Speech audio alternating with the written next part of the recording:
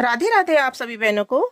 तो बहनों, इस वीडियो में हम जानने वाले हैं कि इस बार माघ पूर्णिमा 1 फरवरी 2026 को है या 2 फरवरी 2026 को। कब किया जाएगा माघ पूर्णिमा का व्रत और स्नान, तो हम इस वीडियो में जानने वाले हैं। पूजा विधि के साथ में माघ पूर्णिमा का धार्मिक महत्व और सही डेट। हिंदू धर्म में माघ मास में आने वाली पूर्णिमा तिथि को माघ पूर्णिमा के नाम से जाना जाता है। माघ पूर्णिमा का दिन स्नान, दान और पूजा के लिए बेहद खास होता है। इस दिन गंगा, यमुना, सरस्वती जैसी पवित्र नदियों में स्नान करने से पापों से मुक्ति और पुण्य की प्राप्ति होती है। खास बात यह है कि माघ पूर्णिमा के साथ ही माघ स्नान का समापन भी होता है और कई जगहों पर धार्मिक मेले और भंडारे आयोजित किए जाते हैं। धार्मिक मान्यताओं के अनुसार माघ पूर्णिमा के दिन भगवान श्री हरि और माता लक्ष्मी की पूजा अर्चना करने के बाद सत्यनारायण भगवान की कथा सुनने का विधान है। ऐसा करने से सभी पाप नष्ट हो जाते हैं और व्यक्ति को वैकुंठ धाम की प्राप्ति होती है।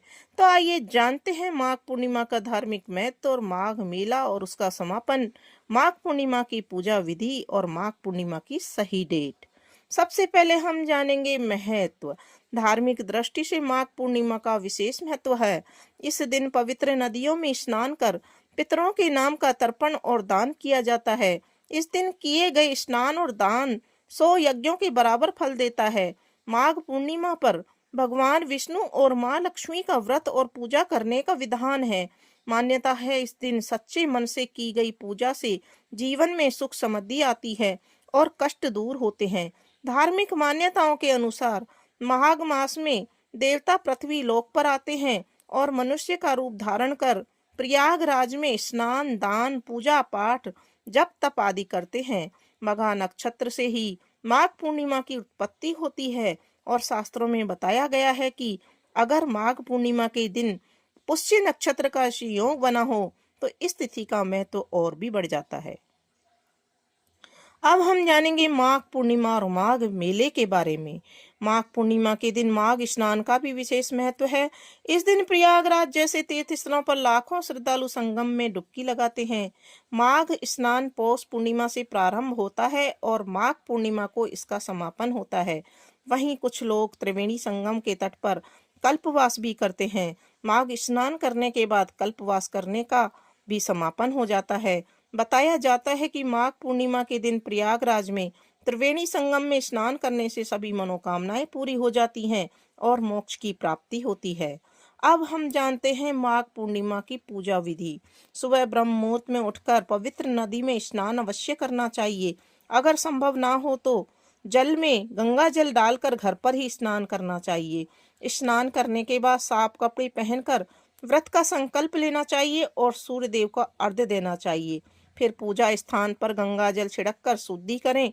भगवान विष्णु और माँ लक्ष्मी की प्रतिमा या तस्वीर स्थापित करें। पीले फूल, तुलसी दल, धूप दीप और नैवेद्य अर्पित करें और ओम नमो भगवते वासुदेवाय नमः मंत्र का जाप करते रहें। इस दिन सत्यनारायण भगवान की कथा सुनने का विशेष महत्व है। कथा सुने या पढ़ें और अंत में आरती करें। साथ ही माघ पूर्णिमा के दिन जरूरतमंदों को अन्न, वस्त्र या धन का दान अवश्य करें। दान में तिल दान का विशेष महत्व होता है, इस बात का ध्यान रखें। साथ ही माघ पूर्णिमा पर काले तिल से हवन और काले तिल से ही पितरों को तर्पण देने का भी महत्व है। अब हम जानते हैं माघ पूर्णिमा की सही डेट। पूर्णिमा तिथि का प्रारंभ 1 फरवरी 2026 सुबह 5:52 से होने वाला है। पूर्णिमा तिथि का समापन 2 फरवरी 2026 देर रात 3:38 तक होने वाला है। ऐसे में उदया तिथि को मानते हुए माघ पूर्णिमा का पर्व 1 फरवरी के दिन रविवार को मनाया जाएगा।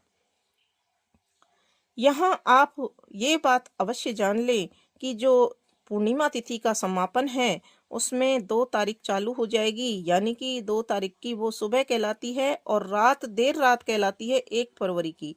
इसलिए 2 तारीख को पूर्णिमा तिथि नहीं है और उदया तिथि को मानते हुए माघ पूर्णिमा का पर्व 1 फरवरी के दिन रविवार को ही मनाया जाएगा और साथ ही व्रत भी किया जाएगा।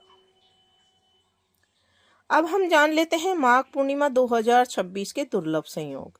ज्योतिषियों के अनुसार इस बार माघ पूर्णिमा बहुत ही शुभ मानी जा रही है, क्योंकि इस दिन कई सारे शुभ संयोगों का निर्माण होने जा रहा है, जिसमें रविवार के दिन का संयोग, चतुर्ग्रही योग, शुक्र उदय, स्वार्थ सिद्धि योग, प्रीति योग, आयुष्मान योग, पुष्य नक्षत्र और रवि पुष्य योग जैसे शुभ योगों का निर्माण होने जा रहा है।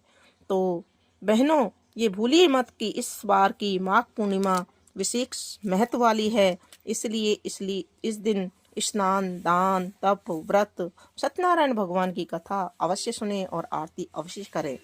हमने अपने चैनल पर सत्यनारायण भगवान की आरती भी डाल रखी है, तो उसे अवश्य सुने।